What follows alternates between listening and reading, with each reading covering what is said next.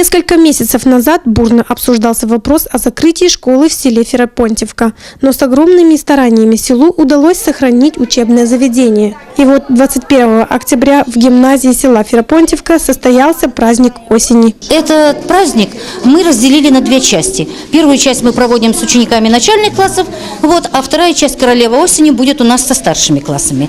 Праздник этот у нас традиционный, детям очень нравится, они готовят поделки, готовят сценки, песни, танцы, стихи.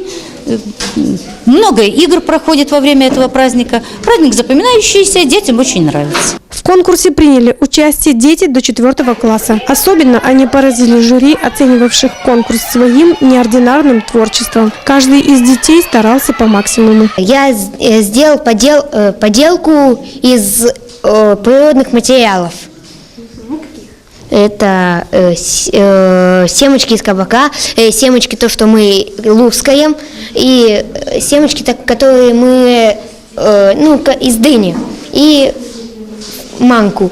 Моя поделка называется «Последний цветочек». Я использовала семечки, кукурузу, лепесточек цветов.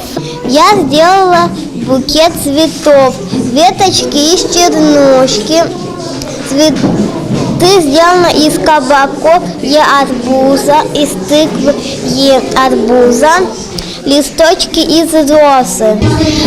Это ежик, он сделан из семечек и из риса.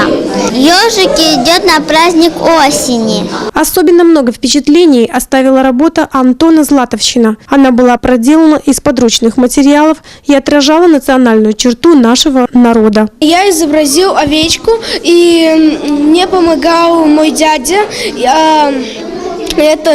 Она сделана из соломы, из листьев, из сена и с кукурузой.